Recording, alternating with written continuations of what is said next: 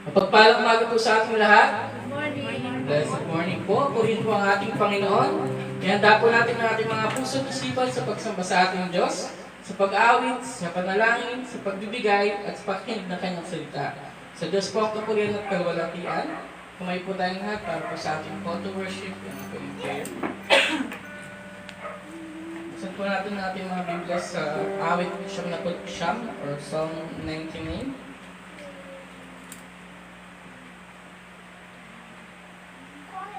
Ito pong sinasabi. The Lord reigns, let the peoples tremble. He sits enthroned upon the cherubim, let the earth quake. The Lord is great in Zion, He is exalted over all the peoples. Let them praise your great and awesome name, holy is He. The King in His might loved justice. You have established equity. You have executed justice and righteousness in Jacob. Exalt the Lord our God, worship at His footstool, holy is He. Moses and Aaron were among his priests. Samuel also was among those who called upon his name. They called to the Lord, and he answered them. In the pillar of the cloud he spoke to them. They kept his testimonies and the statute that he gave them.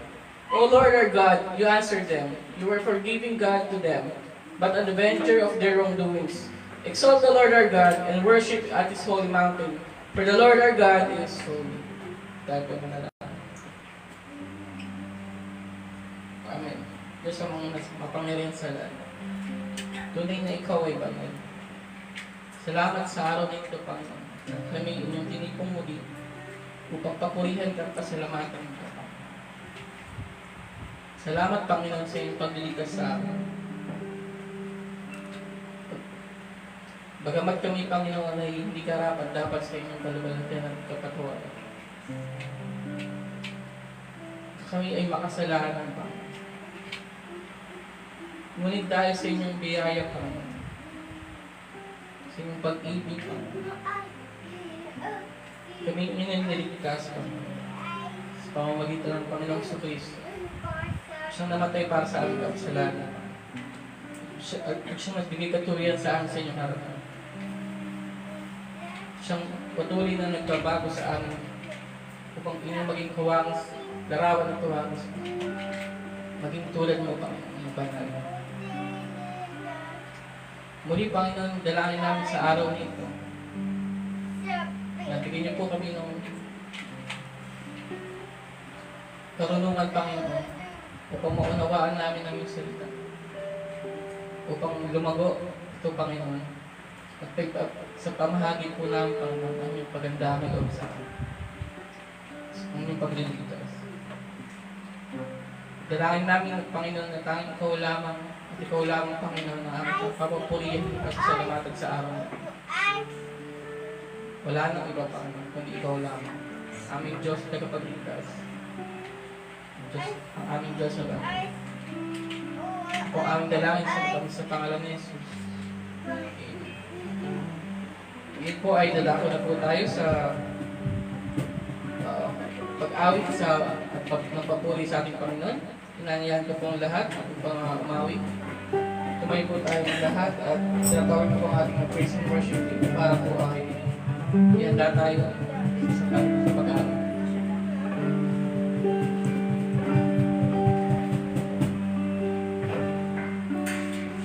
Blessed morning to everyone. Good morning. Psalm 99 verse 9 says, Exalt the Lord our God and worship at His holy mountain, for the Lord our God is holy. Nais pabatid ng magandang balita ang Diyos ay banal. At pinahayag niya ang kahatulan niya, ang anak niya sa krus dahil sa ating mga kasalanan at itaas doon din sa krus para tayo ay gumaling sa pamamagitan ng paghihirap at hampas na kanyang tinamok. Itong kabutihang loob ng Diyos ay pinatibay at pinasagana sa pamamagitan ng katubusan sa dugo ng ating Panginoong Jesucristo. Dahil sa Kanya, itinuring tayo ng mga anak sa sambahayang ng dakilang Ama at Diyos na nagliligtas. O bayan ng Diyos, luwalatiin ang kanyang banal na pangalan. Mga kapatid, halina't umawit tayo na may papuwid pasasalamat sa ating Diyos na buhay. Let us sing Hallelujah to the Lamb. Yes, Lord.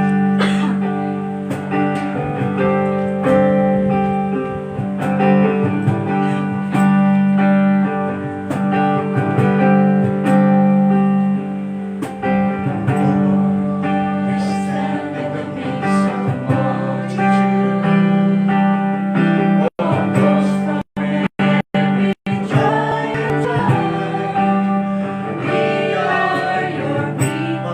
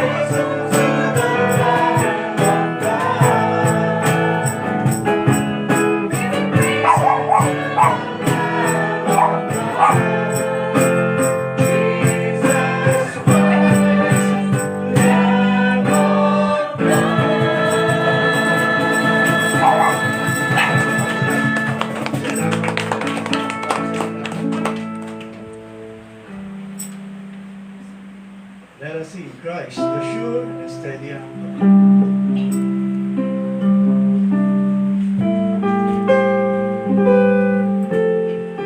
Christ, the sure and steady anchor.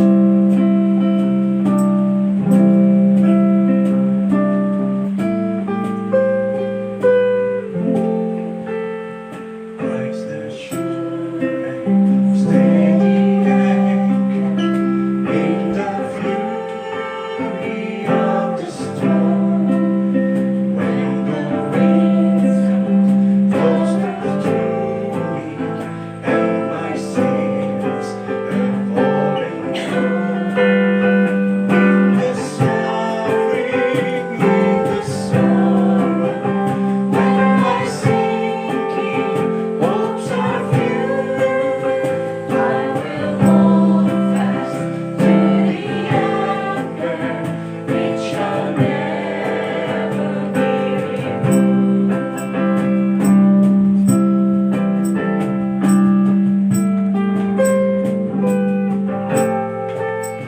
Christ the sure and steady anchor, while the tempest rages on. When temptations claims the mountain, and it seems the night has gone, deeper still that goes the anchor, though I justly stand accused, I will hold fast to the anchor, it shall never be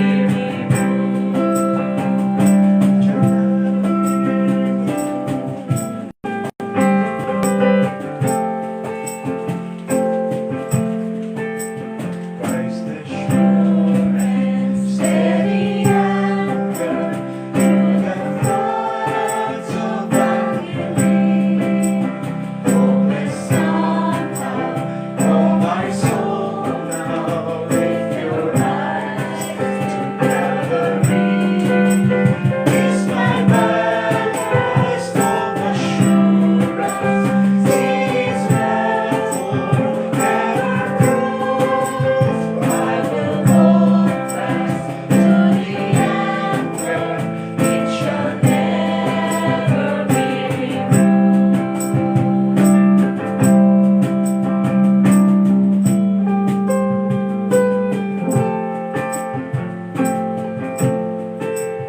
Christ the sure and steady anchor, as we face the wave of death.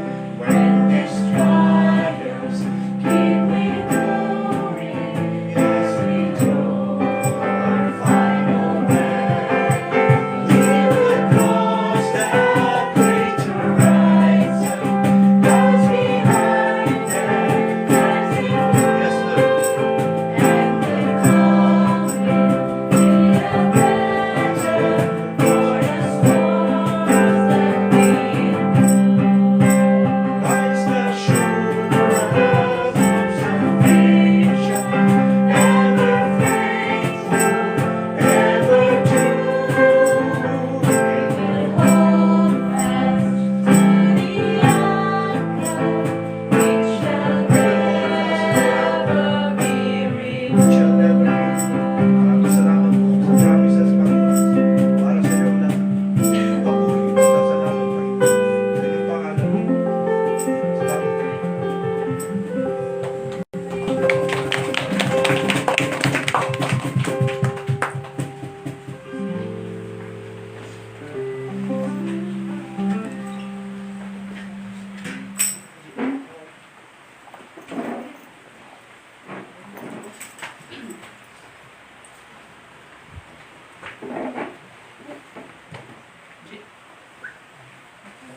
Okay, good morning po sa inyo lahat.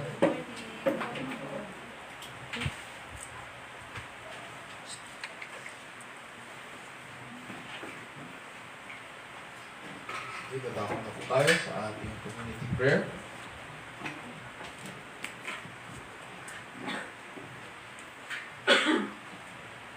Ikot po natin ang ating mga mata at lumapit po tayo sa ating Panginoon. Our dear Lord, loving Heavenly Father, we are thankful once again that you have gathered us, your people here at BPM, so we can praise your name, worship you in songs, in the reading of Scripture, and in listening to your word. We praise you, dear Lord, because in your wisdom, you have planned everything out and have determined to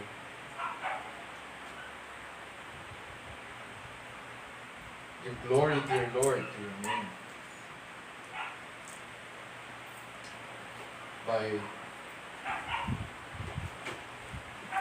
saving for yourself a people. Though sinful we are, dear Lord, we are thankful because of what you have done. You have redeemed us, dear Lord.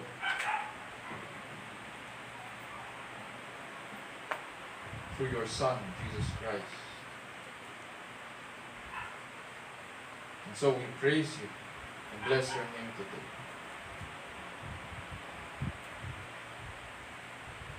Dear Lord, we are thankful that through this ministry, we can serve one another. And at the same time, dear Lord, we can, just as you have called us to make disciples, so dear Lord, we are able to preach your gospel and teach, dear Lord, everything that you have commanded us. With a hope and the promise in our hearts that you would be with us always, even to the end of the age. And so we ask, dear Lord, that you would grant us to be faithful stewards of this ministry until you return.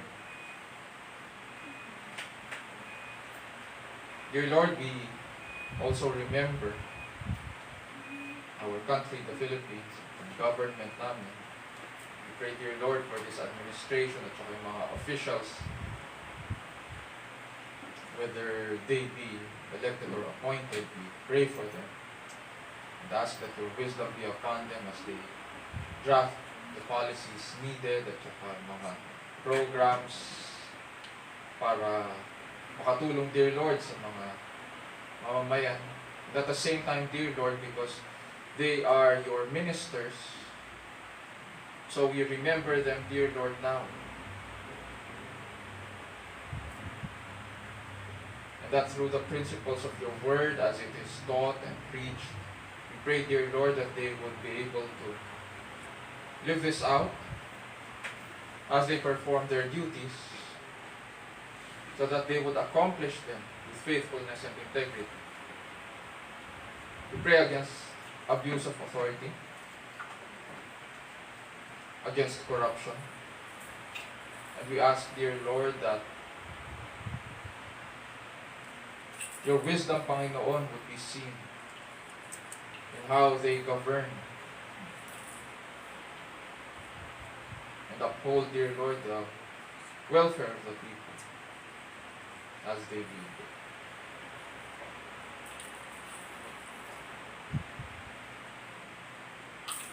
Dear Lord, we also come to you with our personal concerns. We are thankful, Panginoon, for your protection that has kept us, your grace that sustains us week after week. We thank you, dear Lord, that in spite of the rains, tsaka yung winds, the storm, you have preserved us and kept us, dear Lord. We are here to worship you today. We are here, dear Lord, to bow down to you and to bless your name.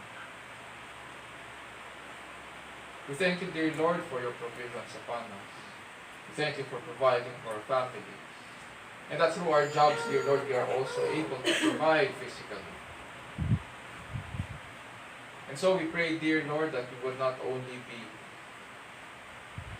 providers physically, but that we would also be spiritually leaders, dear Lord, sa mga families namin, fully equipped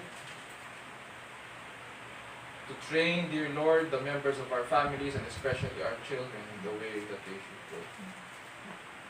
Understanding that you have called us to be ministers of each house, of our own household, as if it were a small church.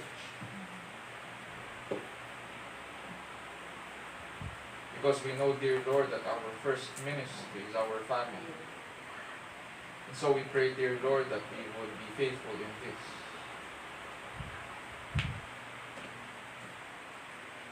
Dear Lord, we also pray for the new families. We ask that we would point them, we would be able to point them to you. We pray, dear Lord, that you would grant us to disciple them. We ask, dear Lord, that you would also grant these new parents teachable hearts, just as you have prepared them, dear Lord, to be new parents to their children. Understanding, dear Lord, that you have called them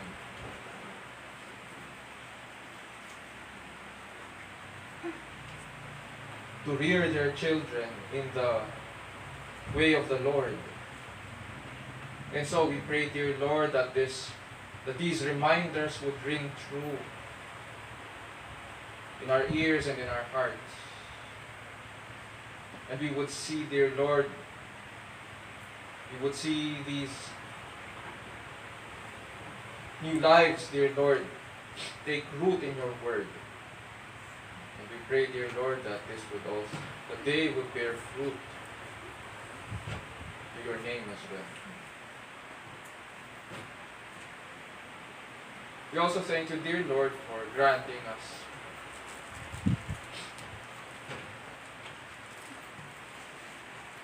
jobs and responsibilities,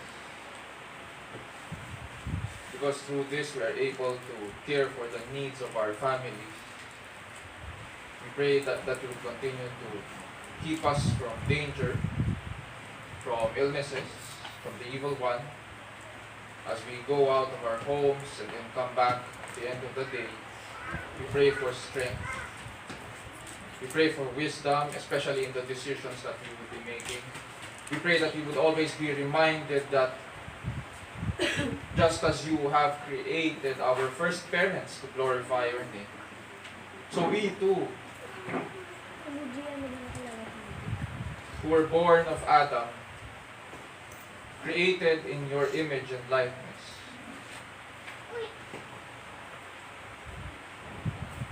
are to live by giving glory to you.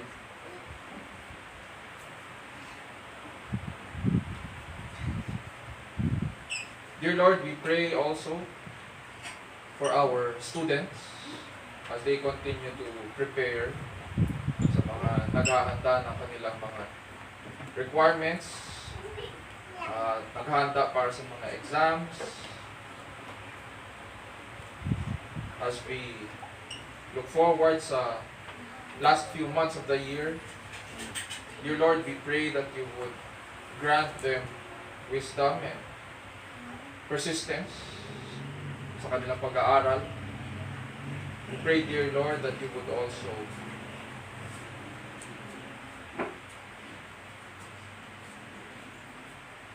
that as they fulfill their calling, may they pass, dear Lord, yung kanilang mga exams with flying colors.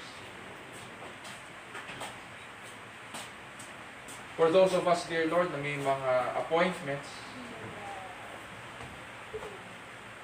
sa work, may mga kausap, or may mga deadlines this coming week, we pray, dear Lord, that you would grant us to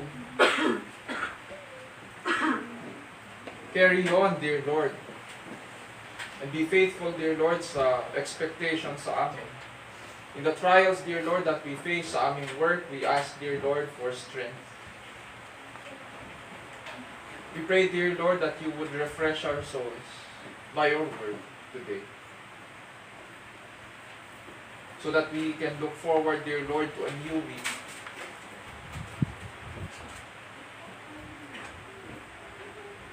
And take on, dear Lord, new challenges so that we would grow strong, and that we would be blessings, dear Lord, to our families and those around us.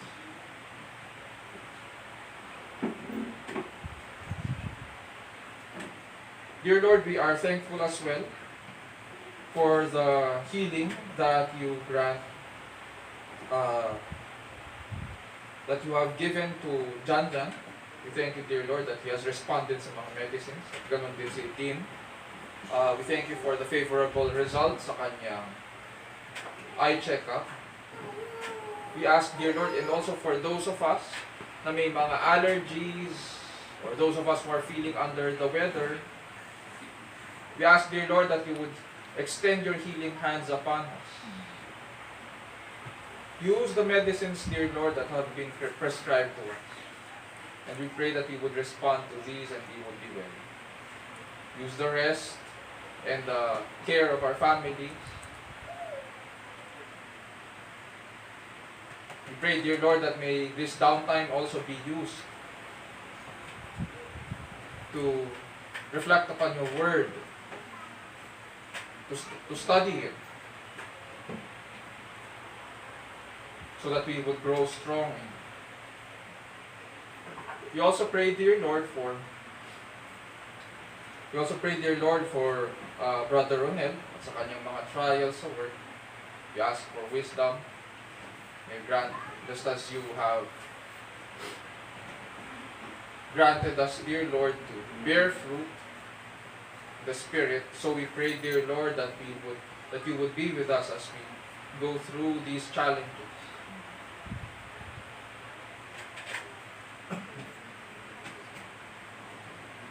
We also pray, dear Lord, today as we come to you as one body, as one family. We seek your word, dear Lord, in our lives. And so we pray that you would open our eyes and our ears so that we may behold your beauty and that we would hear your call. And in hearing your call, dear Lord, we would respond. That we would come forward, we would approach you with awe, with reverence. And we pray, dear Lord, that you would speak to us through your word. And as you do so, we ask, dear Lord, that you would change us, and we would be changed. And so we thank you once again for this day. In Jesus' name, our Lord and Savior, and all of God's people will say, Amen. Amen.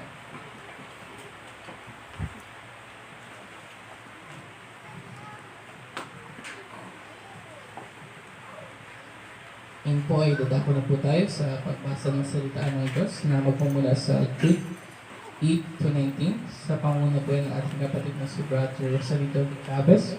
Tumay po tayong lahat.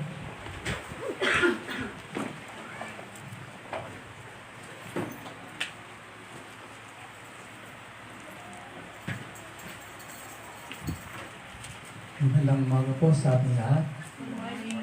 Ating pong basahin ang salita ng Diyos na matatagpuan sa Judas 8-19. Ganyan din ang mga taong ito, dahil sa kanilang mga pangitain ay dinudungisan nila ang kanilang sariling katawan. Hinahamak nila ang may kapangyarihan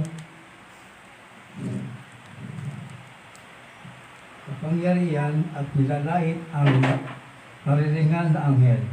Kahit si Miguel na pinuno ng mga anghel na nakipagtalo siya sa Diablo tungkol sa bangkay ni Moises, ay hindi nangahas gumamit ng paglapastangan. Ang tanging sinabi niya ay, parusahan ka nawa ng Panginoon. Ngunit, nilampasangan ng mga taong ito ang anumang hindi nila nauunawaan.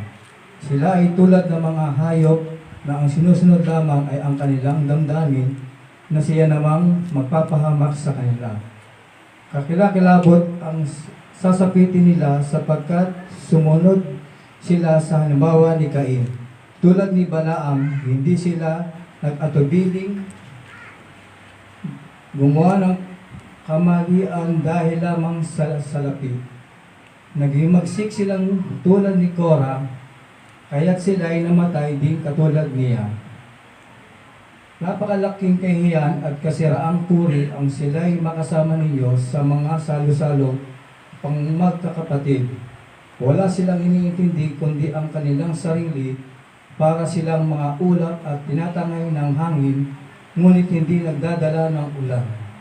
Mga punong kahoy na binunot na pati ugat at talagang patay na dahil hindi na namumunga kahit sa kapanahunan.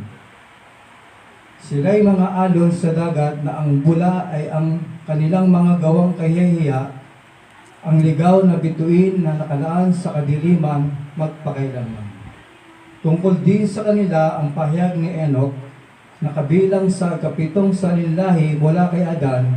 Sinabi niya, tingnan niyo, dumarating ang Panginoon kasama ang kanyang libo-libong mga banal na anghel.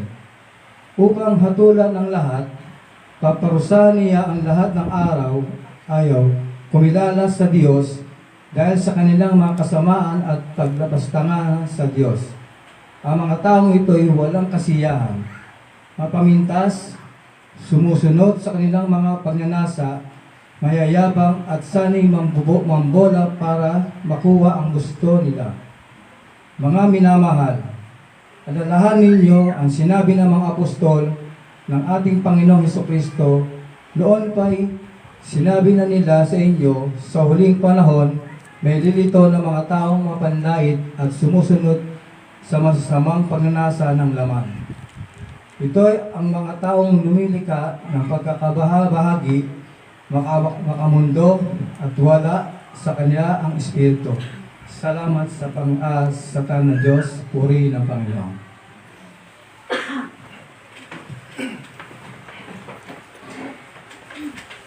Muli, ang salita po ng Diyos ng katotohanan. At ito'y kanyang kinasihan. Nagtuturo po ito ng katotohanan tungkol sa ating Diyos. At ito rin ay nagsasaway at nagtutuwid sa bawat pananampalataya.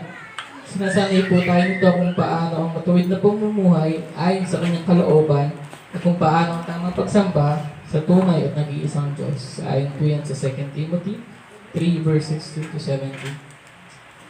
Ngayon po ay atin po sa atin ng ating pastor, si Pastor Raymond Dancer, ang salita ng Diyos mula sa ating binasa sa Jude 8:19. Nawa ang banal na Espiritu po ang siyang kumilos at tumulong sa atin sa araw nito upang makita natin ang kagandahan at kadakilaan ng kanyang salita, ang ebanghelyo ng ating Diyos sa tagapagligtas na si Jesucristo.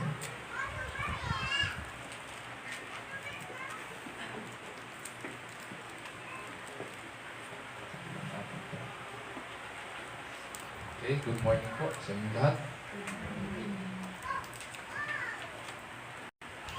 Medyo mahaba-haba yung passage na ating pag-aaralan sa umagang ito.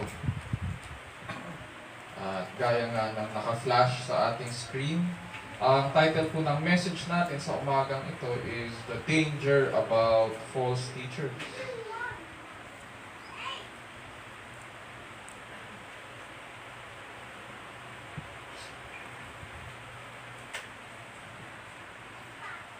Noong 19th century po, may nabuhay na isang preacher at siguro sa ilan sa mga Christian quotations na nakikita natin online, malamang we have come across his name.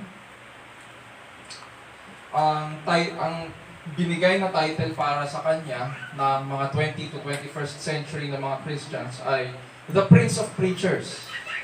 Ang pangalan po niya ay si Charles Spurgeon. And Baptist pastor po siya ng Metropolitan Tabernacle sa London. And he served in that church for 38 years. Nang mamatay po siya noong January 1892, it is said that he died of a broken heart. At marami din sa mga pastor sa panahon natin ay namamatay with a broken heart. Hindi sick heart, broken heart. Broken-hearted sila. Bakit? Mula August 1887 hanggang April 1888, simulat po siya ng 7 articles upang ipaglaban ang essentials of the faith sa mga kumakalat na mga progressive or liberal theologians na nagkukunwaring lingkod ng Panginoon. Ang tawag sa sermons po niya ay the downgrade controversy. Pinatunog po niya ang batingaw bilang babala sa mga kumakalat na mga bulaan sa loob ng kanilang denomination at pati na rin sa iba. The reason kung bakit namatay siya with a broken heart, it is because imbes na makinig sila sa kanya, siya pa yung sinisi sa mga nangyari noong panahon niya. And so, ayon sa kanyang may bahay na si Susanna Spurgeon,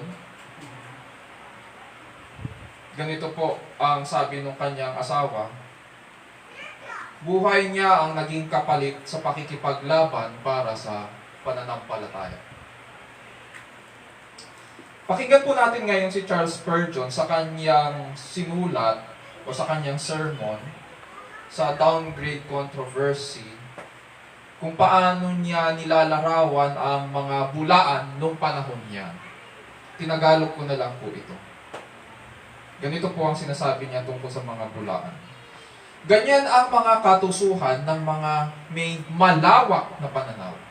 Medyo kabahan kayo kapag pag bigla na lang kayong sasabihan na lawakan mo naman ang iyong pananaw. Usong-uso yan sa atin sa panahong ito.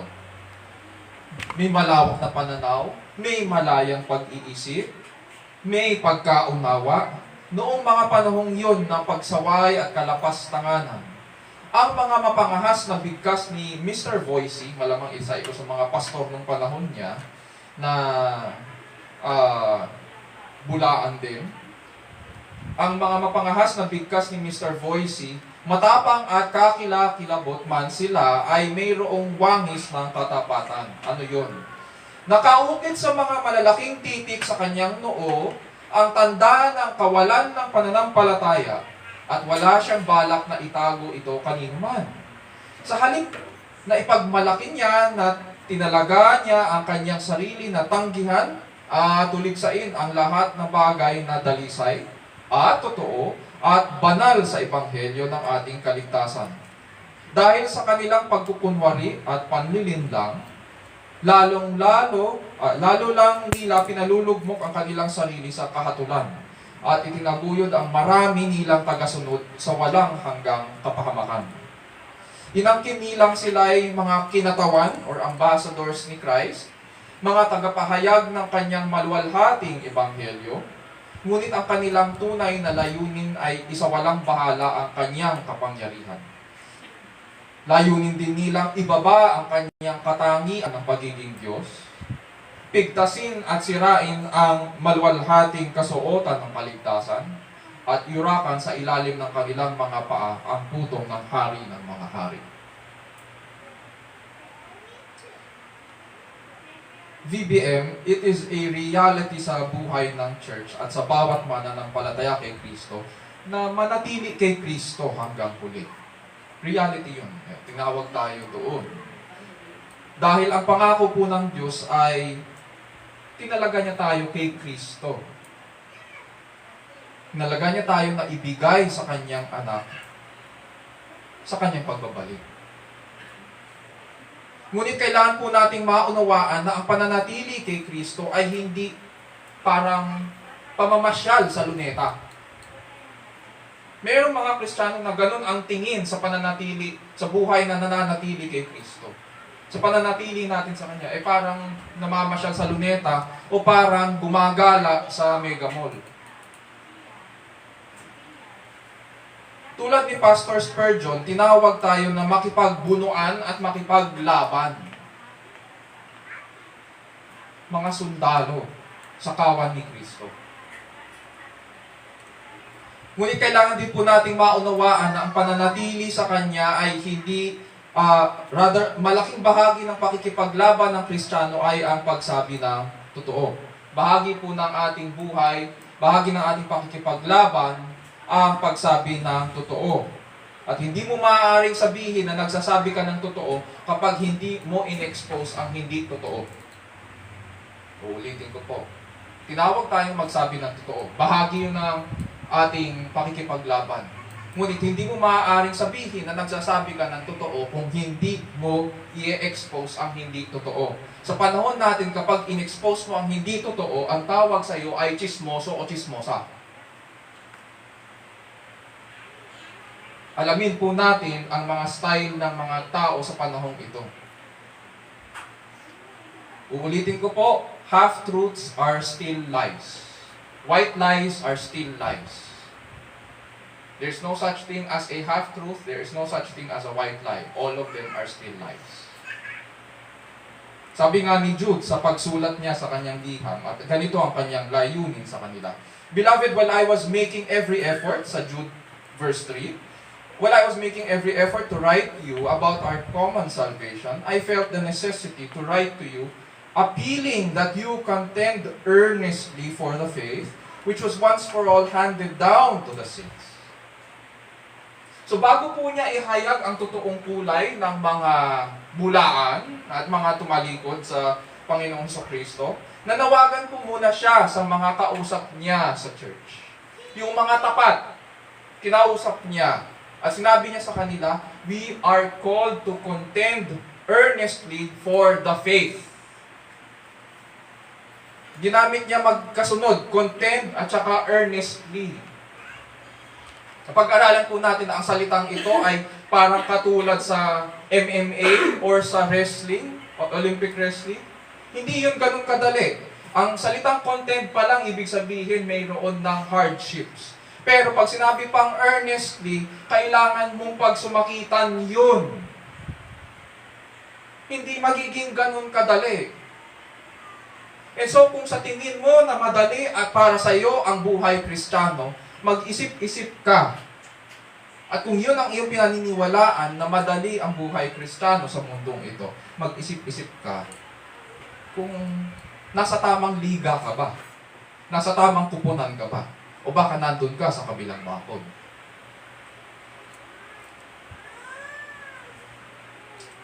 Sa umagang ito, panalangin ko po na magkaroon po tayo ng appreciation sa pagtawag ng Panginoon sa atin na manatili sa Kanya sa pamamagitan ng pakikipaglaban para sa pananampalataya.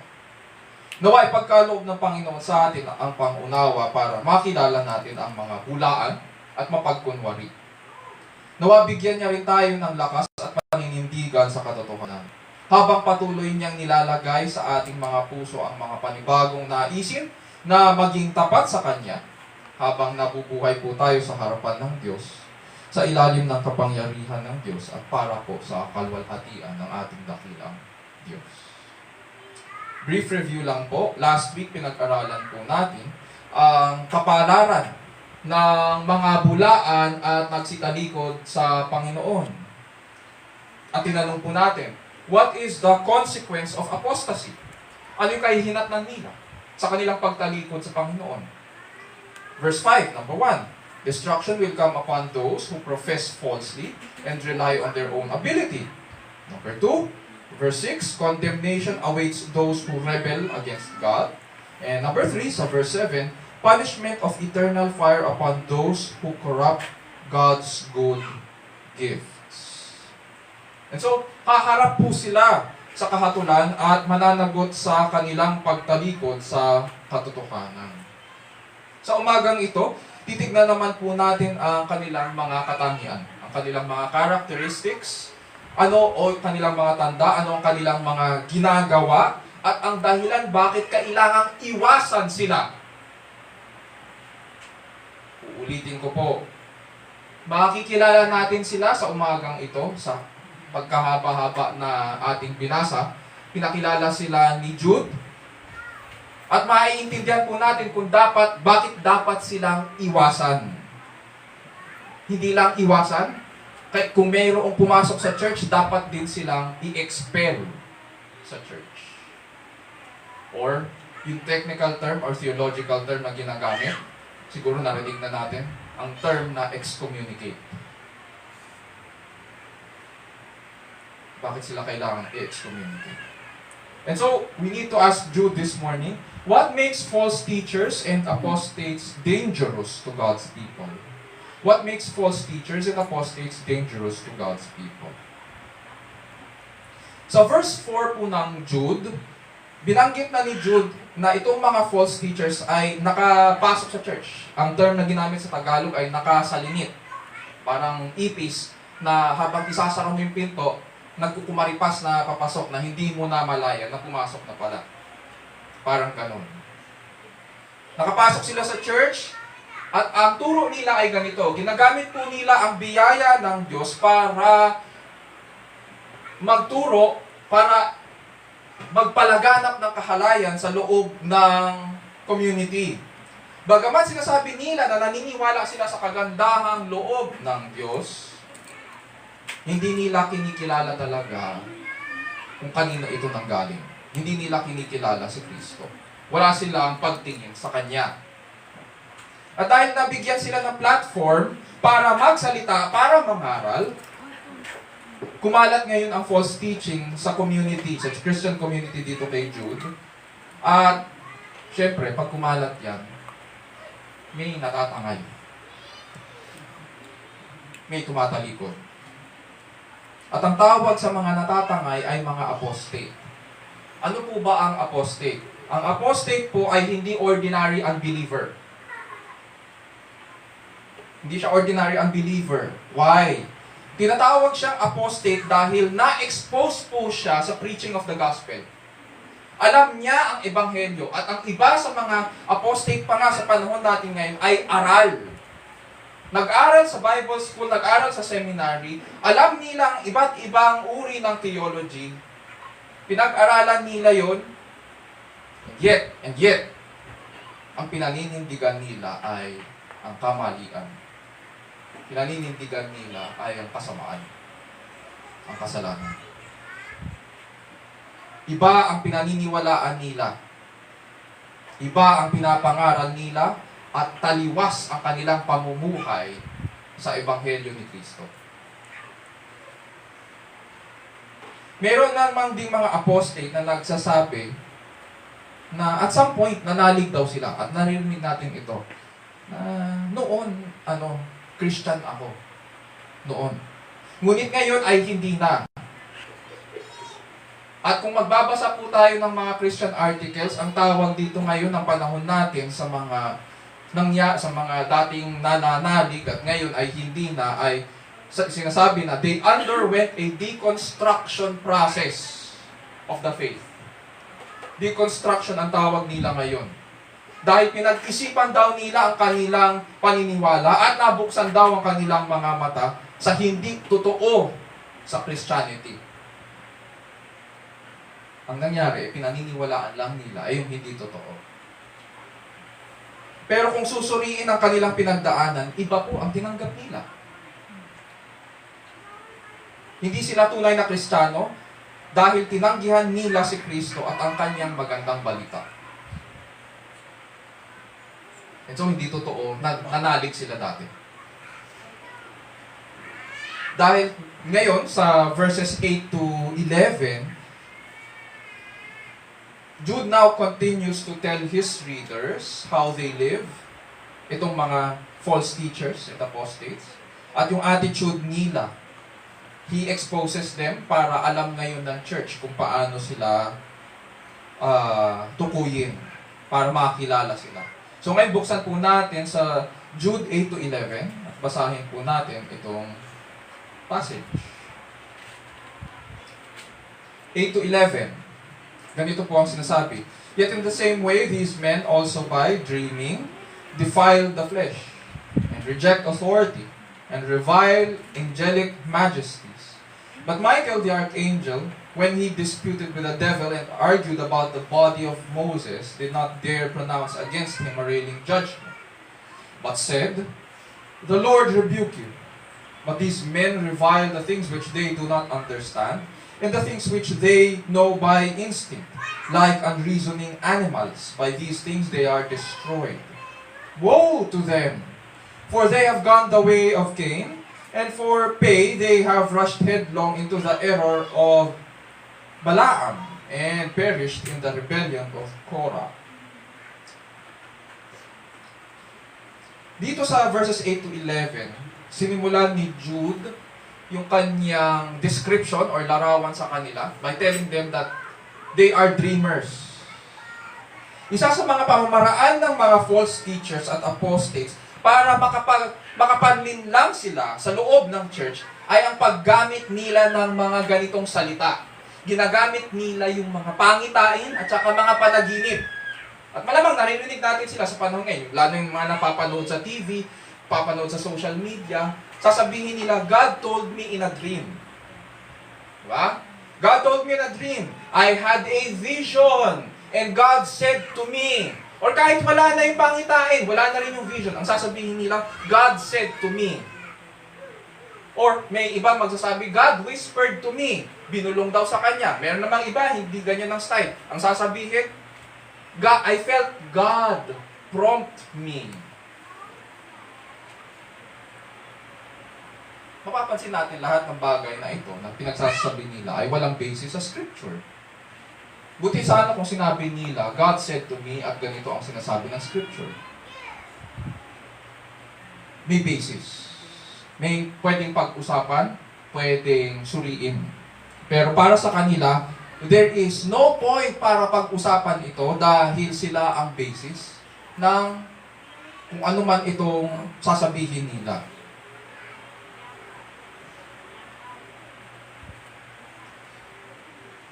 Kiniklaim po nila na may access sila sa Diyos. At dahil kiniklaim nila ito, sino ba naman tayo para kontrahin sila? Diba? May anong isasagot mo pag may nagsabi sa'yo, sinabi sa akin ng Panginoon in a dream. Parang natandaan ko merong biro noon sa mga youth namin. Kwento-kwento. Na may isang youth pastor na lumapit sa isang youth member. Lumapit itong youth pastor sa teenager na babae, actually young adult na yung babae. At sabi ng youth pastor, God told me in a dream na ikaw ang magiging asawa ko. O, paano na? Anong magiging sagot mo? Paano mo kukontrahin yun? Eh, pastor yun. Pastor mo yun. Nandun ka sa church nila. God told me in a dream. Sagot ng babae, oh, God told me in a dream also na hindi ikaw ang magiging asawa ko. Ang point nito is ginagamit nila ito para wala ka na masabi. Para mabusalan ka na. Hindi ka pwedeng mga tuwiran sa kanila.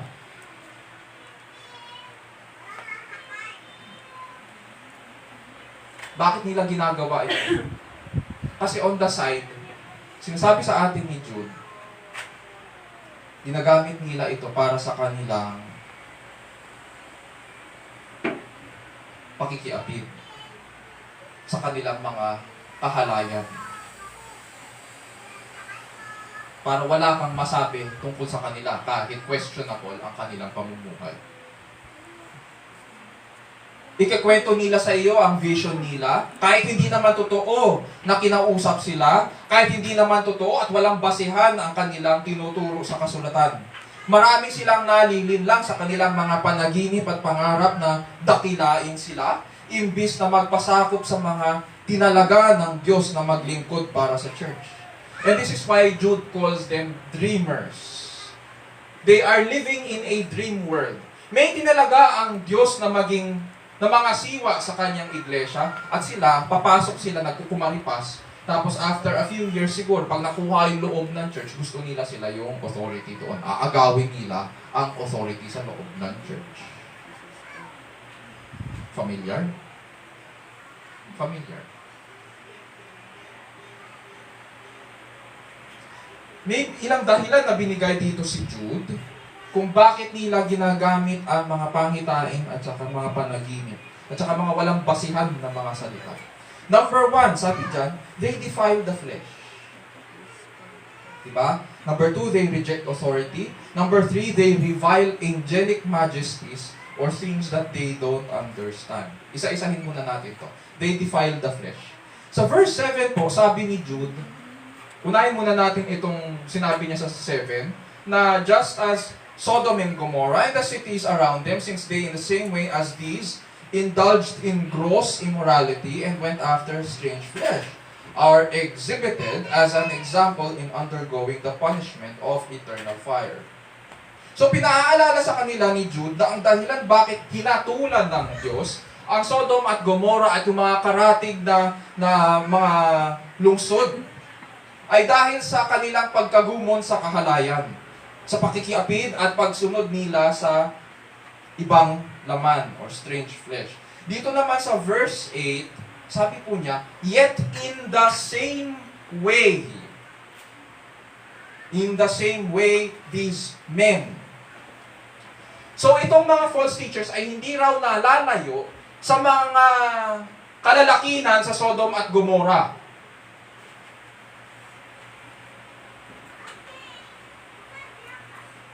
Sabi niya, in what manner hindi sila nalalayo? These men also by dreaming defile the flesh. Hindi sila nahihiya sa kanilang immoralidad. Hindi sila nahihiya sa kanilang pakikiapid. Hindi po sila nahihiya sa kanilang kahalayan. Dinidisplay nila at kinikwento pa nila na yung kanilang girlfriend na si Grace o si Mercy o kung sino man yon ay may iba, nakatali sa iba. Pero okay lang yun. This is a free country. Lawakan mo ang iyong isipan. Ganun ang pinapalaganap nila. Pinapangalandakan nila. At hindi sila nagsisisi. So, paano matuturuan ang church na magsisi sa kasalanan? They defile the flesh. Pangalawa, they reject authorities. Ang isa sa mga primary na tungkulin ng tapat na lingkod sa iglesia ay ituro sa mga kawan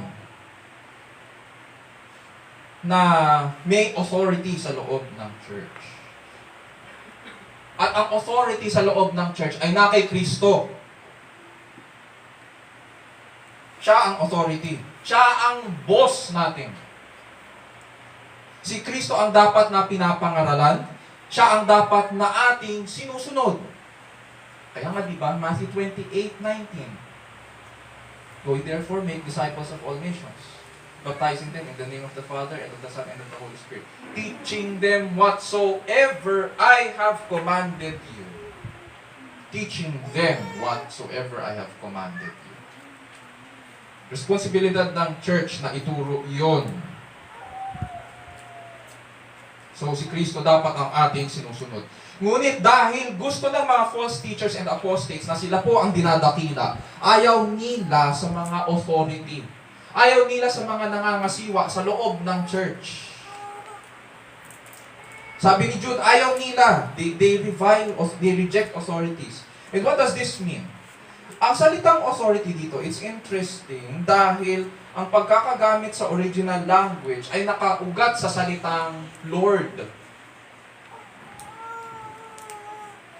And so we can say na ang dahilan kung bakit nangangarap sila na maging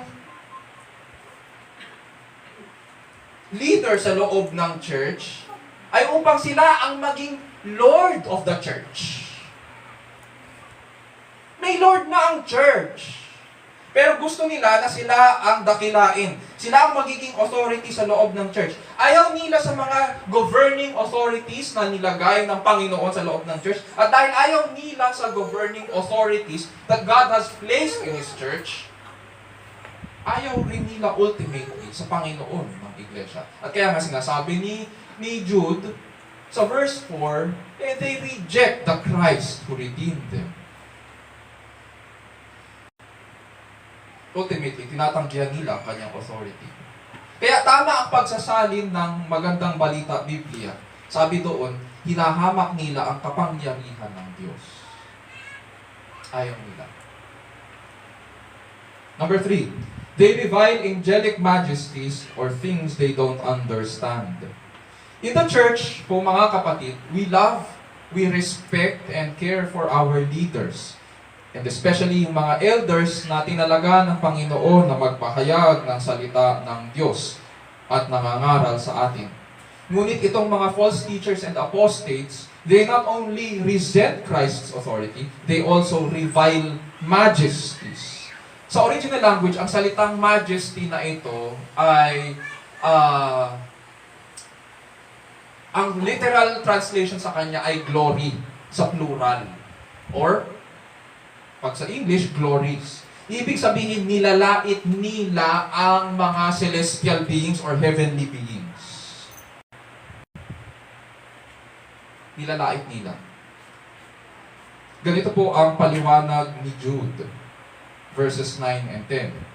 But Michael, the archangel, when he disputed with the devil and argued about the body of Moses, did not dare pronounce against him a railing judgment, but said, "The Lord rebuke you." But these men, sabi niya, revile the things which they don't understand, and the things which they know by instinct, like unreasoning animals, by these things they are destroyed. So dito, ginamit ni Jude ang account ni Archangel Michael at ng kaaway sa verse 9. Ngunit hindi po natin ito makikita sa Old Testament. Baka bigla po nating hanapin sa Lumang Tipan. Wala ito. Ayon po sa mga Hudyo, may apocryphal book na isinulat. At hindi kilala kung sino sumulat nito, ngunit naging bahagi po ito ng kanilang kultura. Ang title ng aklat po ay The Testament of Moses, or The Assumption of Moses. And scholars say, ito malamang ang pinagkukunan ngayon ni Jude ng kanyang account. But to be clear, hindi tinuturing ni Jude na divine truth ito or divinely inspired. Hindi niya tinuturing na kinasihan ito ng Diyos. Parang ang sinasabi niya, sa kultura natin, alam natin ito. Naririnig natin ito sa ating kultura. Tradisyon na sinasabi sa atin ng mga rabbi na ganito, ano daw? Na si Archangel Michael, nung nakikipagtalo kay Satanas ukol sa katawan ni Moises o sa bangkay ni Moises, hindi man lang nagsabi ng masama o sumambit ng kahit anong pagmumura si Archangel Michael. Bagkus, anong ginawa ni Michael? Sinangguni niya yun sa Panginoon, yung sitwasyon. Wala siyang sinabing masama kay Satanas. Ang sabi lang niya, "The Lord rebuke you."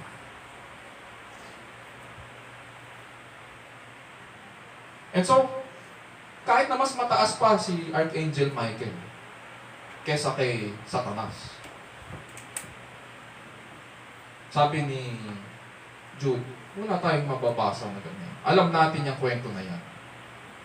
So, dapat meron tayong matutunan dito bilang mga tao na nandito sa lupa. Bilang mga taga-lupa, dapat mayroon po tayong matutunan.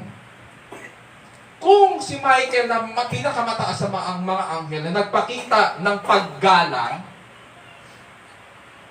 bakit tayo? Bakit itong mga false teachers na ito na taga-lupa lang, hindi man lang magpakita ng paggalang sa mga anghel? Ulitin ko po, ang paggalang dito ay hindi ibig sabihin mananalangin ka sa anghel o yuyukod ka sa mga anghel. Hindi yun. Ang sinasabi lang dito at tinuturo sa atin dito ay mag-ingat-ingat tayo sa ating mga sinasabi. Mag-ingat-ingat tayo sa mga description natin ukol sa mga anghel. Kung ano ang pinahayag sa salita ng Panginoong Diyos, yun lang. Walang dagdag, walang bawas.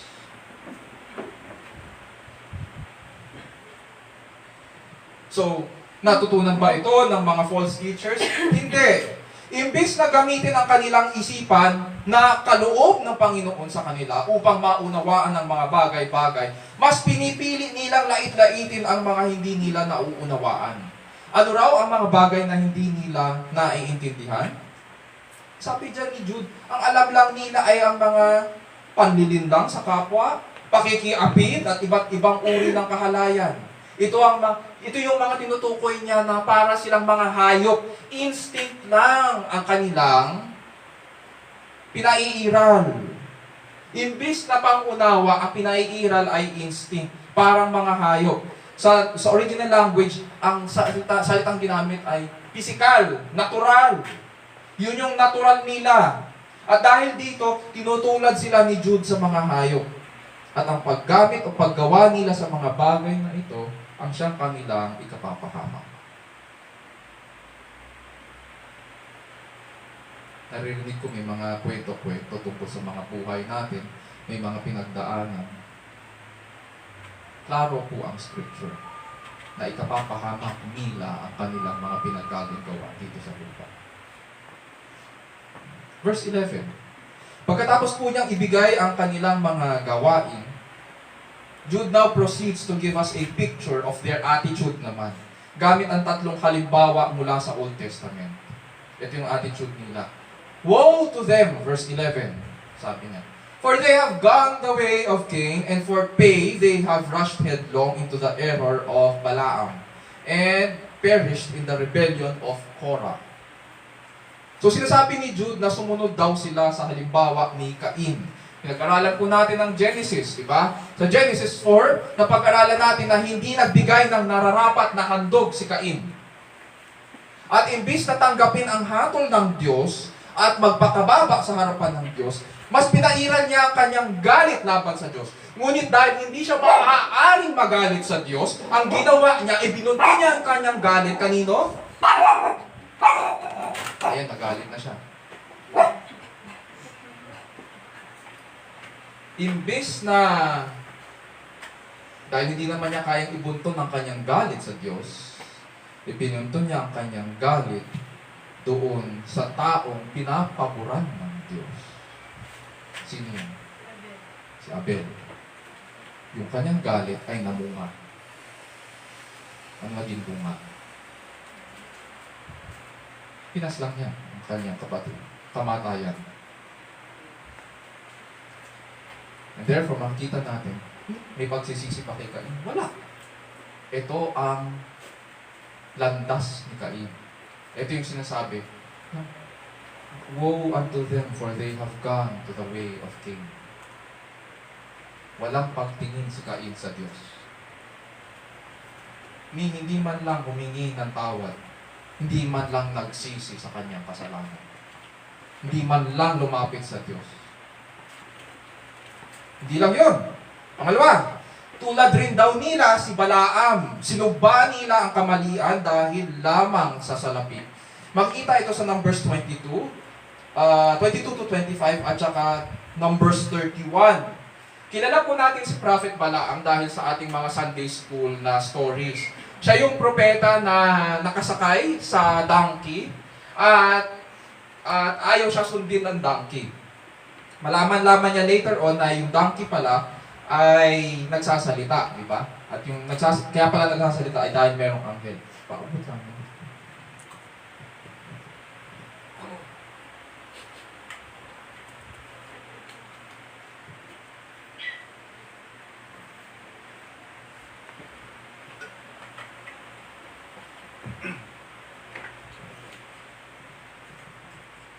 Allergies.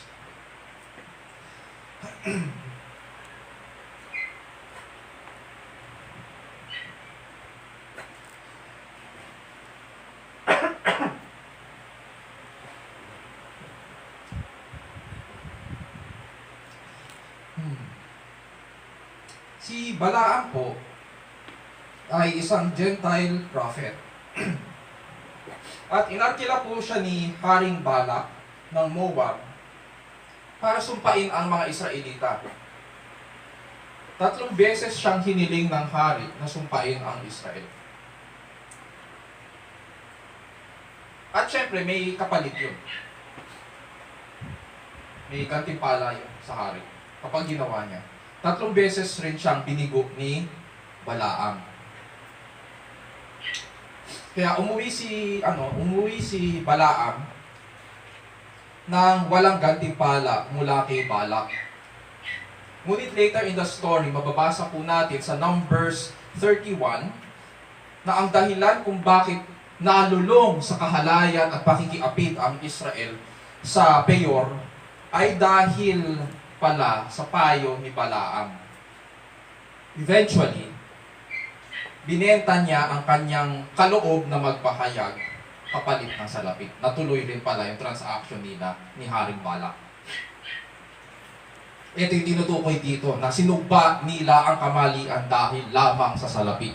Tulad ni Balaam. At paris din niya si Kore or si Korah sila'y naghimagsik at pawang napahamak. Sa Numbers 16, 1 to 32 at saka Numbers 26, 9 to 10, si Kore po ay mula sa sambahayan ni Levi. Ito, ano na to? Kapamilya ito ni Moises at saka ni Aaron. Ngunit naghimagsik siya kasama ang 250 leaders. Ang leader, may leader na ang bawat tribe ng Israel. Ngunit dito sa paghihimagsik na ito, itong mutiny na ito, ang leader nila ay si Korah, na nagmula pa sa sambahayan rin ni Moises. Iisang sambahayan sila kay Levi. At anong ginawa nila? Nag-alsa sila laban kay Moises at Aaron.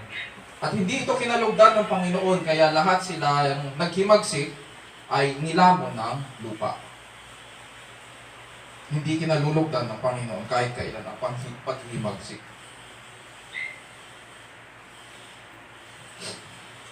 And in all these three examples, anong sabi ni Jude? Kinongratulate niya ba sila? Hindi. Ang sabi ni Jude, woe to them! Binalaan ni Jude ang kanyang mga readers. Babala, nakakakilabot ang sasapitin ng mga false teachers dahil tinaas nila ang kanilang mga sarili at tinuturuan ang iba na maging tulad nila. So, first point sa verses 8 to 11. What makes false teachers and apostates dangerous to God's people? Number 1, verses 8 to 11. They raise themselves in rebellion against God and entice believers to be carnal and covetous like them. They raise themselves in rebellion against God and entice believers to be carnal and covetous like them.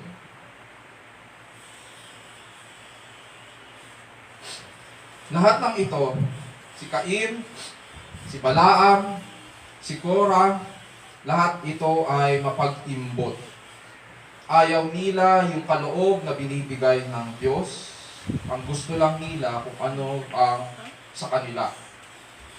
Tinanggihan nila, therefore, ang kaloob mula sa Diyos. Verse 12 to 13. These are the men who are hidden reefs in your love feasts when they feast with you without fear, caring for themselves clouds without water carried along by winds, autumn trees without fruit, doubly dead, uprooted. Nung nabasa ko ito, nakita ko yung salitang double dead or doubly dead, uprooted. Wild waves of the sea casting up their own shame like foam. Wandering stars for whom the black darkness has been reserved forever. Dito sa verses 12 to 13, nagbigay si Jude ng 5 halimbawa mula sa kalikasan naman para mas lalo pang makilala ang mga bulaan at tumalikod sa pananampalataya. Number 1, sinabi ni Jude na they are like hidden reefs. Ano ang reef sa Tagalog? Bahura. Mga bahura. Pwede rin sabihin na matataas itong mga batuhan na may mga coral na hindi kita agad sa barko, sa taas ng barko. Hindi mo sila makikita sa surface ng tubig, nakatago sila, at hindi mo rin sila makikita mula sa itaas. Hindi sila nakikita ng kapitan. And so kapag dumaan ang barko, ano nangyayari? Dito sa mga batuhan na ito, butas ang katawan ng barko. Critical ang mangyayari sa kanila. Critical ang damage at pinsala sa barko. Ano itong sinasabi ni Jude? Ganito. Noong unang panahon, may tinatawag po silang love feast or agape feast. Ito po ay salo-salo na kung saan nagdadala po sila ng mga pagkain. Lahat ng members ng church nagdadala ng pagkain linggo-linggo. Parang pot bless siya. Pero itong kainan na ito, itong salo-salo na ito, or pagtitipon na ito ay hindi for fellowship purposes lang. Nakakonekta po ito sa Lord's Supper. Kaya sa Acts chapter 2, makikita natin, they gathered together for the breaking of bread every day.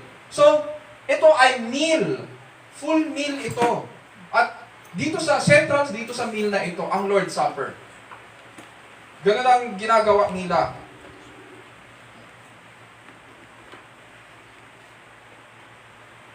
At ito yung naging problema rin sa 1 Corinthians 11.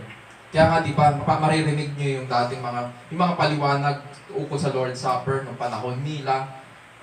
Naglalasingan sila. Inuubusan nila ng pagkain yung ibang mga mahihirap na mga church members. Bakit nangyayari yun? Kasi hindi naman yung Lord's Supper lang na ginagawa natin dito. It is a meal. It is a love feast. And so, ang nangyayari, yung iba, inaabuso yun. Imbis na kumain ng konti at maglaan ng pagkain para sa iba, ang ginagawa, lamon ang nangyayari. And so, nawawalan ng kaayusan. Yun yung inayos doon ni Pablo sa 1 Corinthians 11. At common ito sa mga churches nung panahong ito. Ang problema, pag pinasok ka ng mga bulaan, palibhasa kasi siguro may nag-invite, or sasabihin pwede po bang makikain? Ang mga Kristiyano mababait sige, tara punta ka doon sa sa service namin sa Sunday. May kainan kami. Sige. Kung natutulungan din nila yung mga Kristiyanong mga may hirap at wala. Kung in other words, this was an opportunity to serve one another. At ngayon, may predator. Yung mga bulaan, papasukin nila ito at sisirain ang ministry. Ang gagawin nila, sabi ni Jude dyan, ano daw ang ginagawa? These are the men who are hidden reefs in your love feast when they feast with you without fear. Wala silang takot. Bakit? Pumapasok sila dyan, ang iniisip lang nila ay ang kanilang mga sarili. And so, anong ginagawa nila? Sinisira nila. Ang mga Christians, alam natin kung bakit tayo nagkakaisa, kung bakit tayo nagtitipon. We come together in the presence of Christ, we share our lives to others, at ito yung kagandahan ng theology ng pagsasama natin. Ngunit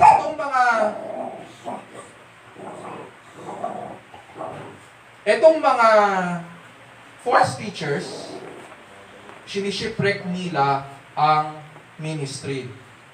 Sinisira nila. Babaluktutin nila ang theology, sisirain nila yung mga pagsasama para umugma ang mga bagay sa kanila. Bakit? Sabi sa verse, wala silang inaalala kundi ang kanilang mga sarili. Wala silang pakialam kung tuluyan kang matisod, wala silang pakialam kung masisira ang gawain. Basta mabusog sila at masunod ang kanilang kagustuhan. Yun yung danger. Number 2, they are clouds without water. Ano ibig sabihin na itong clouds without water? Sa mga nakapunta sa Middle East, mga nanggaling sa atin ng Middle East, alam natin na doon bibihira lang umulan. Walang bagyo-bagyo doon. Kung meron man, sandstorm. At minsan may dumadaan na ulap. Malaking ulap. Mapapadaan yan. Dala ng hangin. At yung iba sa kanila, magiging masaya na kasi isip nila, may dala itong tubig, may dalang ulan. Yun pala, ang dala ay init. Mas lalong nagiging humid ang panahon. Anong punto dito ni Jude? Itong mga bulaan na tumalikod ay puro panlabas lang. All show no substance. Magaling sila magsalita, maglatag at magpaliwanag, pero hindi pa rin mapapawi ang humidity o init. Actually, mas lalo pa nga lumalala ang sitwasyon. They will only leave you disappointed and worse, feeling weaker than before. Diba? Pag lalong umiinit nga ang panahon, pag mataas ang humidity, nanghihina ka . So, they only disappoint you. Number 3, they are autumn trees without fruit, doubly dead and uprooted. Double dead sila. Sa scriptures, ang encouragement para lumago at mamunga ay kailangang pirmi kang nakatanim at nakaugat sa salita ng Diyos. John 15:5. Ano sinasabi? Ano pa? he bears much fruit. Okay, very good. He who abides in me, and I in him, he bears much fruit. Kailangan nakaugat ka. Kailangan nandun ka kay Kristo. Ngunit sa awit 52, mababasa po natin ang ukol sa punong kahoy na binunot. Ano ibig sabihin kapag binunot ang punong kahoy? Sa Psalm 52 verse 5, ganito po ang sinasabi, "But God will break you down forever. He will snatch you up and tear you away from your tent and uproot you from the land of the living." Salah. Bakit daw sila bubunutin pati ugat? Sapagkat sila'y hindi namumunga. At sinabi dito, kahit kapanahunan na, hindi pa rin namumunga. Ang description sa punong ito ay, paano pagkakasabi? Autumn trees without fruit. Ano ang autumn sa Tagalog?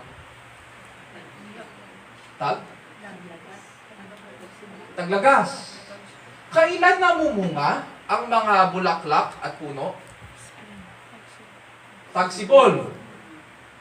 Oh, recount natin yung 4 seasons. Alam ko wala namang 4 seasons sa Pilipinas, pero meron kasi sa Israel eh.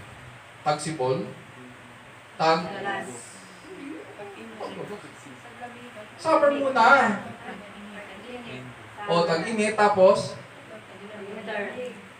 taglagas. Tapos taglamig. Ganon. Okay?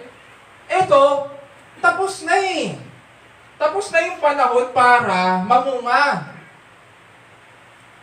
Ano na? Taglagas na, malapit na ang taglamig. Wala pang bunga. So ano to? Diba?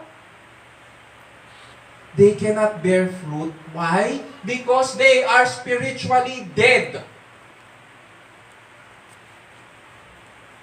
Dead sila. Ano ibig sabihin ng doubly dead or double dead dito? Spiritually dead ka na nga, hahatulan ka pa sa walang hanggan. Ibig sabihin, tinalaga na sila ng Diyos para doon sa kahatulan. Hindi magbabago yan. Ngayon pa lang, hinatulan na sila ng Diyos. And it is interesting, sa verses 18 to 19 ng Jude, ganito po ang sinasabi ni Jude tungkol sa babala na binigay ng mga apostol ukol sa mga bulaan. Verses 18 to 19, "In the last time, there will be mockers, following after their own godly lusts. These are the ones who cause divisions, worldly-minded, devoid of the Spirit." Wala sa kanilang banal na espiritu. They are spiritually dead, they are doubly dead, and therefore they will not bear fruit kahit anong gawin mo. Hindi yan mamumunga.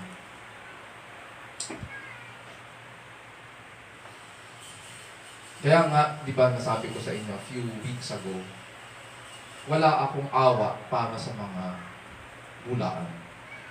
Hindi dapat sila minamahal. Hindi sila magsisisi sa kanilang mga kasalanan. Hatol sa kanila ng Diyos ang nangyayari sa kanila.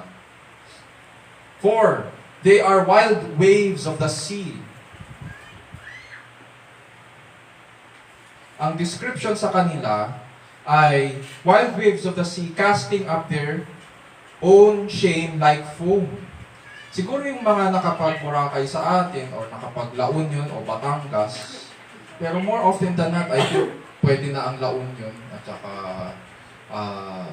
yung mga nakapag-beach sa atin. Mapapansin natin kapag malakas ang agos, makikita natin na mula sa dagat na papadpad yung mga iba't ibang debris galing sa dagat, diba? At kasama dun ang mga foam mula sa dagat, diba? Makikita natin sa coastline yung mga bula galing sa dagat. At alam natin kapag bumula ang dagat, may problema. Hindi dapat bumubula yun. Baka isipin natin merong naliligo doon sa tabi. Nagsha-shampoo ng buhok niya. Pero ang dami namang shampoo nun, di ba? May problema. At ganoon din dito. They are like wild waves of the sea. Ang description sa kanila ni Jude, wild sila. Walang pagpipigil sa sarili. Wala. At marami sa social media ganyan, wild. Kung gaano sila ka-wild sa social media, ay ba'y ganun din sila pag kasama ang mga kaibigan nila. Walang pagpipigil. Nagkakalat sila at pinagyayabang pa ang kanilang immoralidad. At dahil sa kanilang pamumuhay, they are defiling. Dala-dala nila ang iba't ibang karumihan, katulad rin sa dagat. Malaki ang problema. 5, they are wandering stars. Para po sa mga stargazers noong unang panahon, may dalawang klase ng between. May fixed stars at mayroong mga stars na dumadaan sa night sky. Ang tinutukoy na wandering stars dito ay yung sa panahon natin, malamang ang tawag natin ay mga bulalakaw. Yung mga fixed stars, kaya sila tinawag na fixed dahil sila ang nagiging basis para sa mga constellation. Etong mga wandering stars ay walang, sinasabi nila dito, wala daw itong fixed na position. And so, makikita lang natin sila nadadaan, nandyan. At bukas, wala na sila. Iba na. Hindi katulad ng mga fixed stars na may position, bukas makikita mo nandyan sila ulit. At sa makalawa, nandyan pa rin sila.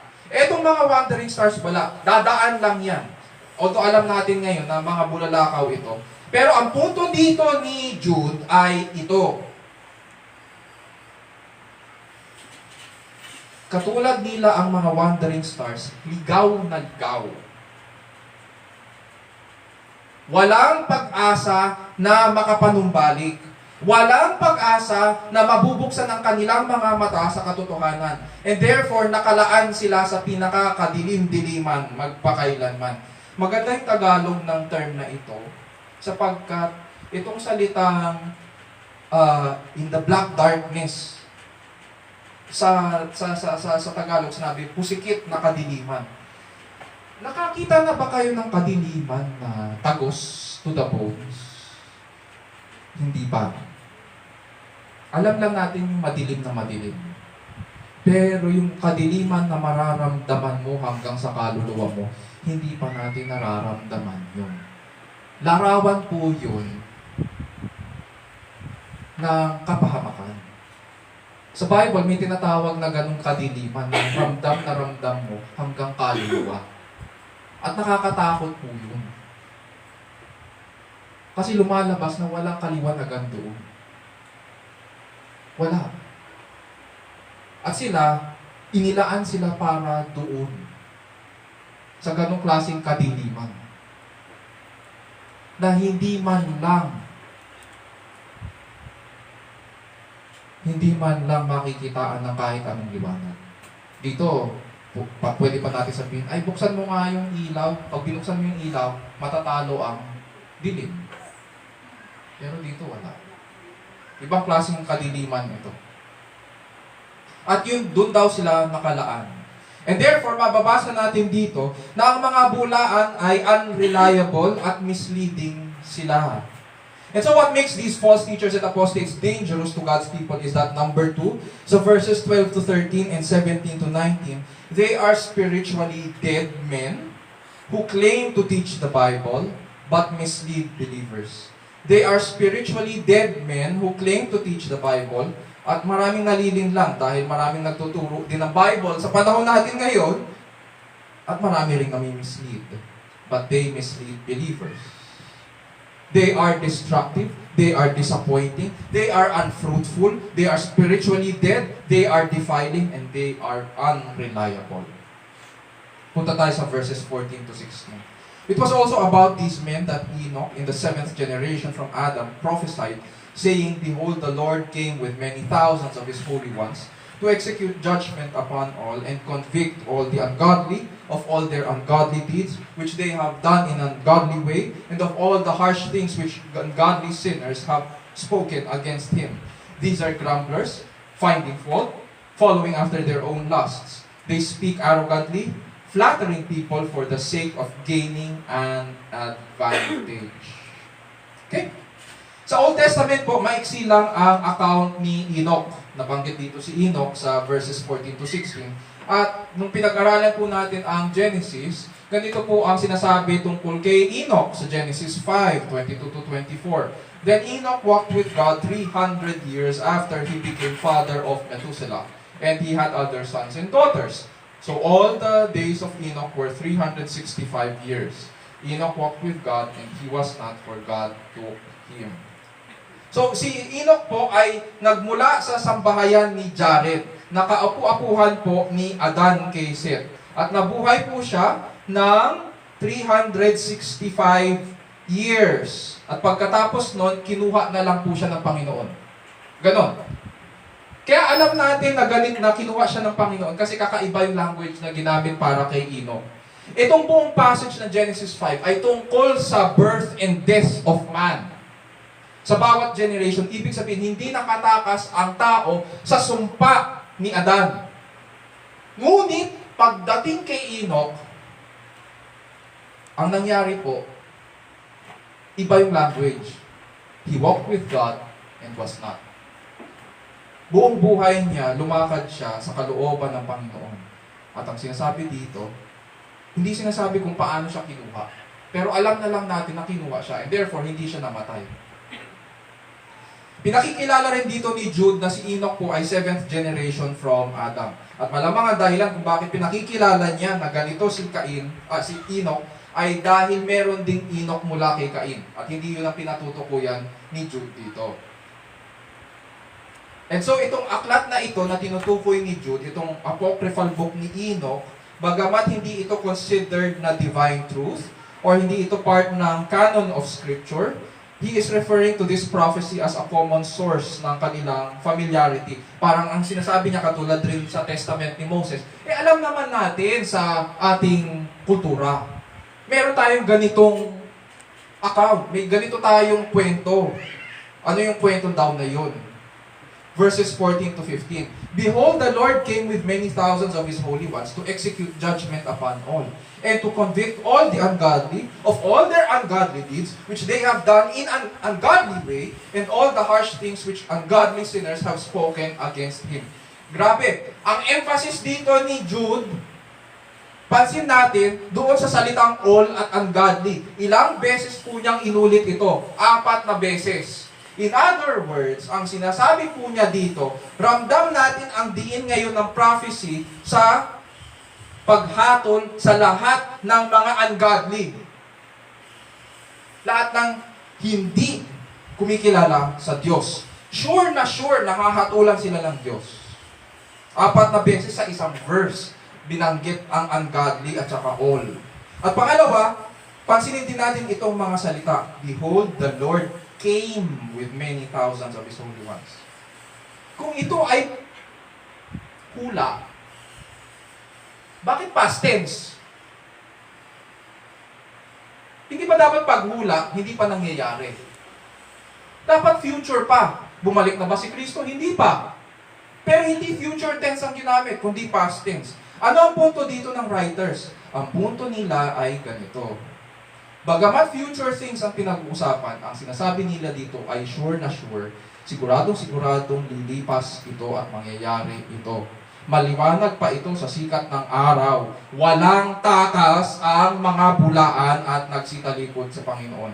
Babalik ang Panginoon, ang pinuno na ayaw nilang kilalanin. At dito pag sinamarize natin itong verses na ito, itong 11, itong verse 12, itong verse 13, 14, and 15, lahat ito tungkol sa kapalaran ng false teachers. Saan sila pupunta? Hahatulan. Ang kahihinat na nila ay kapahamakan. And so ano ngayon ang conclusion ni Jude sa kanila? He now describes them as follows. 1. Grumblers. Makikita natin ito sa mga tao na walang pagkilala sa Diyos. Wala silang kasiyahan. Hindi sila kontento. Hindi marunong magpasalamat. Laging may angal. Pangalawa, fault finders. laging naghahanap ng butas, mapamintas. Ang kapwa nila ang laging may kulang at pagkukulang. Di ba? Ikaw, pag kinausap mo sila, parang feeling mo laging ikaw na lang ang mali. At sila ang laging tama. And so, critical sila sapagkat gusto nila na lagi silang tama. Hindi ka pwedeng umangal. Pangatlo, they follow after their own lusts. Sa makatuwid, karnal sila, makamundo. Sa salita at gawa, mukha silang Kristiyano. Ngunit ang sinusunod nila ay ang mahalay nilang kita. At sila ay arrogant. They speak arrogantly. Pinagyayabang nila ang kanilang natutunan o kanilang kaalaman, kung ano nalalaman nila. Parang noong panahon ni Apostle John, noong late 1st century papunta sa 2nd century, may tinatawag na false teaching din. Yung narinig nyo na yon, yung term na yon, yung Gnosticism. At ang pinagyayabang ng mga Gnostics ay ang kanilang natutunang kakaibang knowledge. Sila lang daw ang spiritual elite, sila lang nakakaalam nun. At dahil sila ang nakakaalam, dinidivide nila ngayon ang church. Ganyan ang kanilang kahambugan. 1, 2, 3, 4, 5. Flattering people for the sake of gaining an advantage. Noong panahon nila, kahit sa panahon din natin ngayon, may mga subordinates at mga politicians na gumagamit ng flattery para ma-secure ang kanilang mga posisyon at makakuha ng pabor sa iba't ibang tao na nakatataas.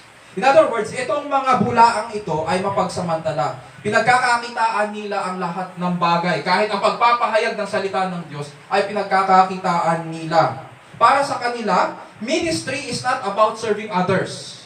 Yun nga ang root word ng ministry. Ang nakaugat ito sa paglilingkod sa iba. Pero para sa kanila, ang ministry ay hindi tungkol sa ibang tao. Hindi ito tungkol sa pag-serve ng gospel sa ibang tao. Ang my ministry para sa kanila ay tungkol sa me, myself, and I. At anong mapapala ko yan? Para sa kanila, yun ang ministry. Mahilig sila sa salapi. Sa panahon natin, ano tawag natin doon? Mukhang pera. Pangatlo, what makes false teachers and apostates dangerous for God's people? 14 to 16, they divide the church for their own advantage. They divide the church for their own advantage. So, dito sa tatlong characteristics na ito, number 1, verses 8 to 11, they raise themselves in rebellion against God and entice believers to be carnal and covetous like them. Pangalawa, verses 12 to 13 at 17 to 19, they are spiritually dead. They are spiritually dead men who claim to teach the Bible but mislead believers. At pangatlo, verses 14 to 16, kaya nasisira ang ministry. They divide the church for their own advantage. At expert sila sa pagkukunwari para may makuha sila o makalamang sila sa iba. But God's word is clear. God's judgment will surely fall upon them. My brothers and sisters in Christ, we did not know Christ this way. Kung kiniklaim nila na sila ay kay Kristo, hindi natin nakilala si Kristo ng ganito. Hindi niya tayo pinagsamantalahan o inalipusta para siya ang dakilain. Rather, pinaglingkuran niya tayo. Nilinis niya ang ating mga maruruming paa. Binigay niya para sa atin ang kanyang sarili, para tayo ang tumanggap ng lahat ng kayamanan ng kalwalhatian ng kanyang biyaya. Yung pagpapawalang sala, ang kapatawaran sa kasalanan, ang pakikipag-isa sa Ama, ang pagsasama, at pagiging kabilang sa kanyang kaharian. Nagpakababa po si Kristo upang tayo ang ilapit sa Ama at tayo ang pagpalain ng Ama. And therefore, dapat lamang natin siyang pasalamatan. At dapat siya lamang ang ating kilalanin at dakilain. Bilang katawan ni Kristo, patuloy nating turuan ang bawat isa. Tandaan ang kanyang mga salita at maging tapat sa pagsunod sa kanyang salita. Ipanalangin rin po natin ang bawat isa na maging handa na ipaglaban ang pananampalataya at huwag magpapadala sa mga pulaan at nagsitalikod. Mga kapatid, alam na po natin ang dahilan bakit dapat silang iwasan at dapat silang i-expel sa church. Ganyan ang kanilang mga attitude, ganyan ang kanilang mga gawain. These are the dangers of false teachers and apostates. Let us contend earnestly for the faith. Isapuso natin ang mga bagay na ito at purihin natin ang ating dakilang Panginoon. Tayo manalangin. Our dear Lord and Heavenly Father, we thank you for these warnings. And at the same time, we thank you, dear Lord, for the words of assurance that they are reserved for these men who defile and deceive, are reserved for judgment. We thank you, dear Lord, as well, that through these words, you are able, dear Lord, to instruct us to continue, dear Lord, contending for the faith. We pray, dear Lord, that we would be careful in following your word, that we would always listen to it, and that through your word we would be able to identify who these false teachers are. We pray that we would be able to unmask them through your word. We would be able to unmask their error and their hypocrisy. And at the same time, we pray, dear Lord, that we would do our part as a church in contending for the faith, in exposing them, and in expelling them, dear Lord, from the community. And so we thank you once again, dear Lord, today, for your words that are clear and true. We thank you that you have taught us, dear Lord, how we ought to live in defending the faith and living according to the truth. And this we pray in Jesus' name, our Lord and Savior. And all God's people will say, Amen.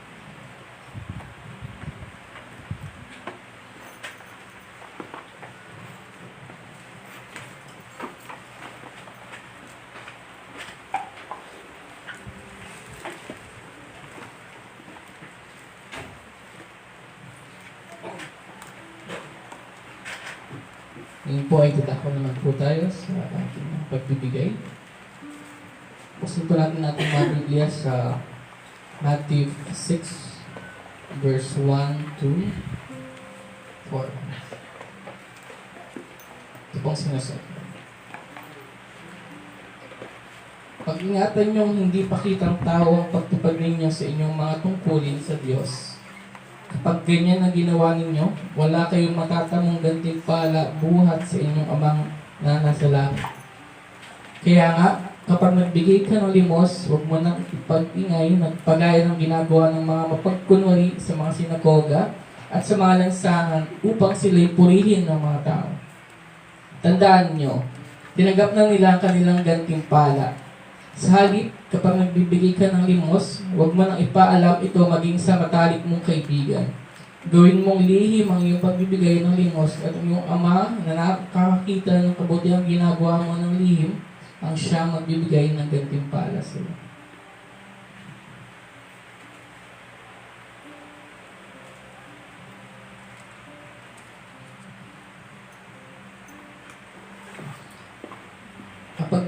Pagbibigay isa rin pong pamamaraan natin sa pagsamba sa ating Diyos sa pamamagitan ng mga biyaya o kalab niya sa atin. Alam po natin na ang Diyos ay hindi nangangailangan anuman mula sa atin sapagkat siya ang unikha ng mga bagay dito sa ligdig at pagmamayari niya ang lahat ng nasa mundo nito.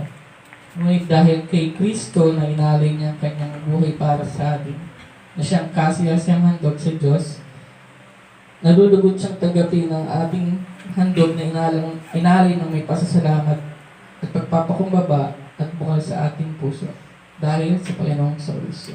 Kumain po tayong lahat. Tayo po yung umawit ng papuri sa ating Panginoon.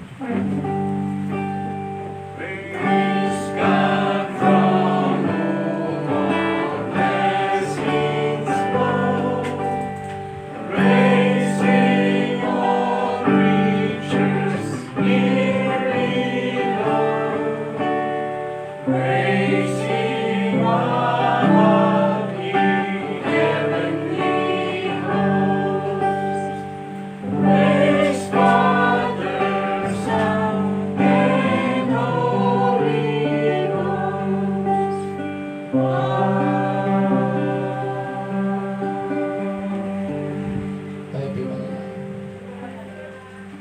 Aming Diyos sa mga sa langit, purihin ka at luwalhatiin. Salamat, Panginoon, sa inyong salita na amin na Panginoon. Dalangin namin, Panginoon, na kami inyong ingatan, Panginoon. Ilayo niyo po kami, Panginoon, sa mga mapagpanggap ang mga hindi kami kilala sa inyo. At ihandaan niyo kami, Panginoon, upang makilala namin, Panginoon, ang hindi mga kumikilala sa inyo. Sa pamamagitan ng inyong salita, Panginoon. Equip us, Panginoon, upang sa gayon ay malaman namin, Panginoon, ang katotohanan sa kanila. Upang maibunyag namin, Panginoon, ang mga hindi sumasamba, kumikilala sa inyo. Dalangin namin, Panginoon, na kayo ang patuloy na siyang kumabay sa amin, Panginoon. Bigay sa amin ng karunungan at siyang patuloy na magpalago sa amin, Panginoon. Maipahagi namin, Panginoon, ang tunay na pagliligtas. Tunay na salita ng Diyos.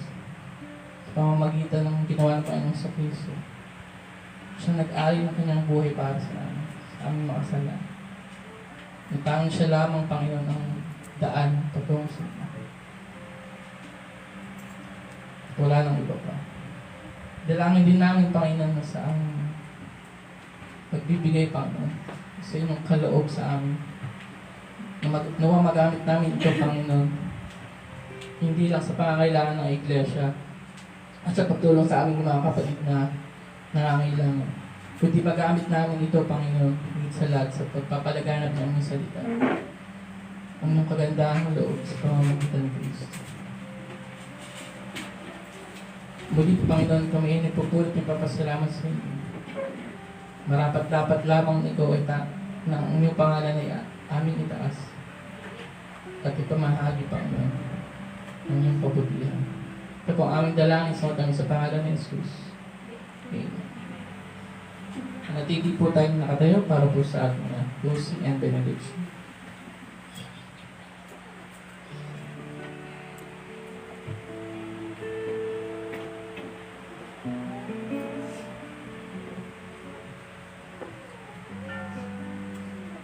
Mga kapatid, purihin po natin ang ating Panginoon at tanggapin ang kanyang pagpapala. Now to Him who is able to establish you according to my gospel and the preaching of Jesus Christ, according to the revelation of the mystery which has been kept secret for long ages past, but now is manifested, and by the scriptures of the prophets, according to the commandment of the eternal God, has been made known to all the nations, leading to obedience of faith. To the only wise God, through Jesus Christ, be the glory forever. Amen.